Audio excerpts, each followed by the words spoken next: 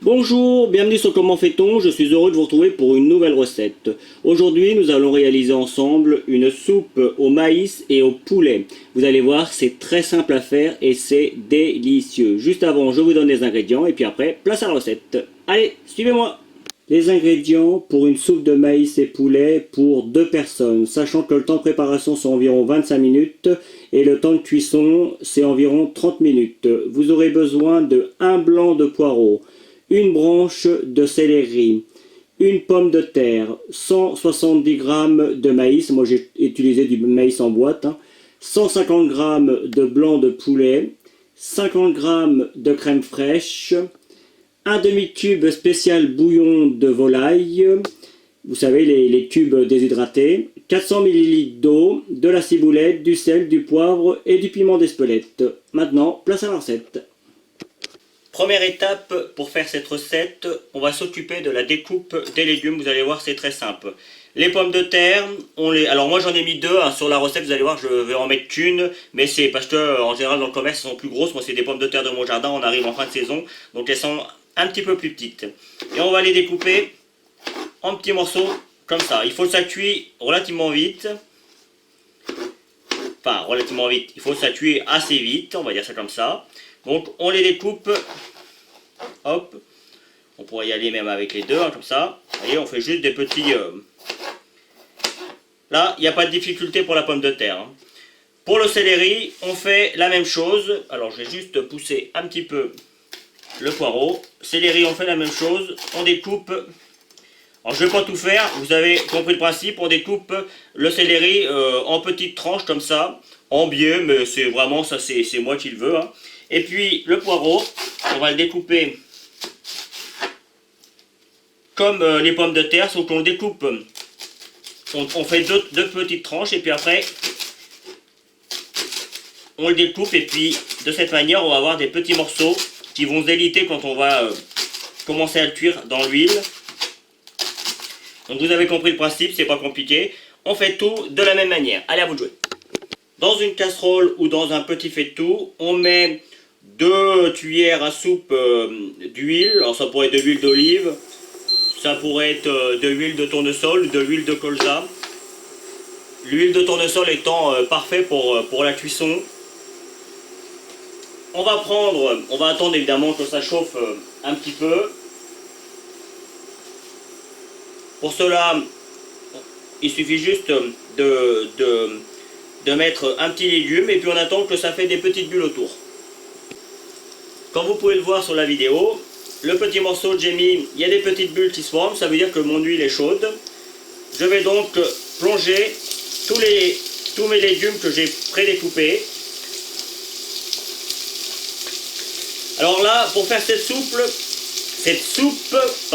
il y a plusieurs versions. Soit on laisse tous les légumes en morceaux, ce qui est possible puisqu'on va rajouter des morceaux de viande par la suite, vous allez voir, des morceaux de poulet ou de blanc de dinde. Et donc du coup on aura vraiment une soupe avec des morceaux. Soit comme moi je vais faire, je vais mixer la première partie et je laisserai après uniquement les morceaux de poulet et puis le maïs. C'est un choix, après à vous de voir. Donc là c'est parti à feu doux pour faire sauter tout ça pendant 3-4 minutes.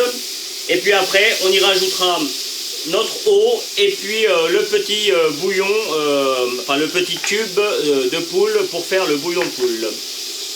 Évidemment quand on fait sauter les légumes de cette manière, on est à côté et on mélange régulièrement parce que sinon ça va accrocher et c'est pas du tout le but. Là on veut vraiment que vous voyez que nos légumes deviennent un petit peu translucides et là c'est parfait pour la recette. On va donc maintenant rajouter notre eau ainsi que notre petit cube. Alors là, évidemment c'est pas un cube entier puisque ça ferait de trop pour la recette. Si vous avez le courage, vous pouvez faire votre bouillon de volaille vous-même. C'est un petit peu compliqué. Ou alors acheter du fond de volaille également dans le commerce. Mais franchement, les petits cubes... alors, de là à dire que c'est de la grande cuisine, non. Mais j'ai pas la prétention de dire non plus que ce que je fais, c'est de la grande cuisine. C'est de la cuisine de tous les jours. abordable pour tout le monde et avec des produits que tout le monde peut trouver. Donc là, ce que je vais faire, je vais juste poivrer un petit peu. Je ne vais pas remettre de sel parce que dans le tube de bouillon, c'est déjà très salé. Donc je vais juste poivrer un petit peu. Je mettrai du sel à la fin, je goûterai et je verrai s'il faut en rajouter ou pas. Et là, c'est parti pour environ 15-20 minutes à feu doux et on va couvrir de façon à ce que ça cuise tranquillement.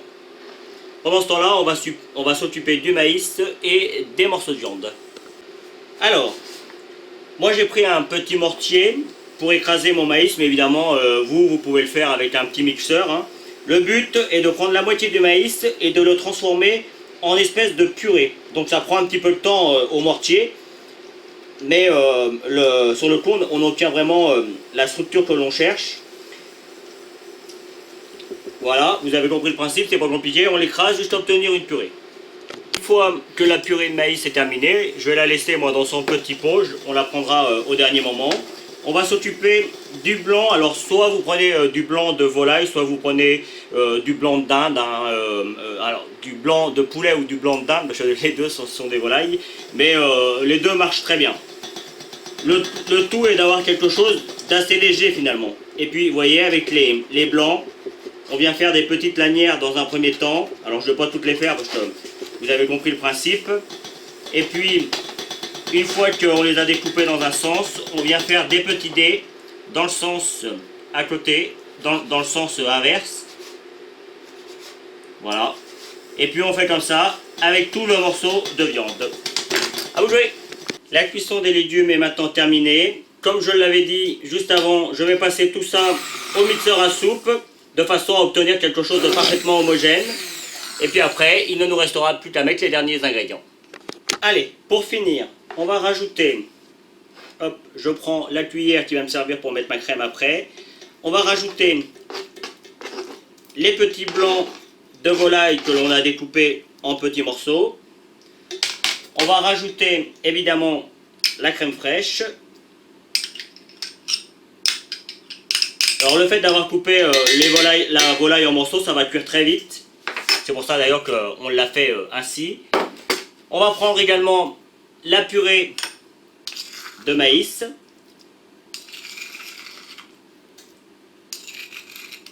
Voilà.